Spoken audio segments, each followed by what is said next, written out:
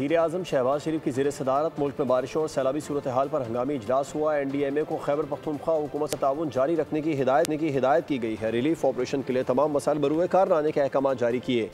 वज़ीर-ए-आज़म की वज़ीर आला खैबर पख्तूनख्वा से भी टेलीफोनिक गुफ्तगू हुई। सूबाई हुकूमत को हर किस्म की मदद की यकीन दहानी कराई। वज़ीर-ए-आज़म शहबाज शरीफ की ज़ेर सदारत मुल्क में बारिशों सैलाबी सूरत हाल पर हंगामी इजलास हुआ। चेयरमैन NDMA इनाम हैदर ने सैलाबी सूरत हाल पर ब्रीफिंग दी। वज़ीर-ए-आज़म का NDMA को खैबर पख्तूनख्वा हुकूमत से ताउन जारी रखने की हिदायत करते हुए कहना था कि रिलीफ ऑपरेशन के लिए तमाम वसाइल बरोए कार लाए जाएँ। खैबर पख्तूनख्वा के लिए इमदादी सामान ट्रकों के ज़रिए तरजीही बुनियादों पर फ़ौरी भेजा जाए।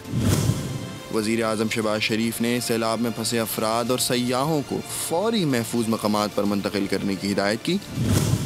वज़ीर-ए-आज़म की गवर्नर खैबर पख्तूनख्वा फैसल करीम कुंडी से टेलीफोनिक गुफ्तगू हुई। वज़ीर-ए-आज़म शहबाज शरीफ की वज़ीर आला खैबर पख्तूनख्वा अली अमीन गंडापुर से भी टेलीफोन पर बातचीत हुई। सूबाई हुकूमत को हर किस्म की मदद की यकीन दहानी कराई। वज़ीर-ए-आज़म का कहना था कि अद्वियात, खैमे और अशियाए खुर्दोनोश भिजवाई जा रही हैं। मुश्किल घड़ी में हमारी तमाम हमदर्दियाँ मुतासिरीन के साथ हैं। सब्सक्राइब करें और बेल दबाएं ताकि कोई खबर रह न जाए।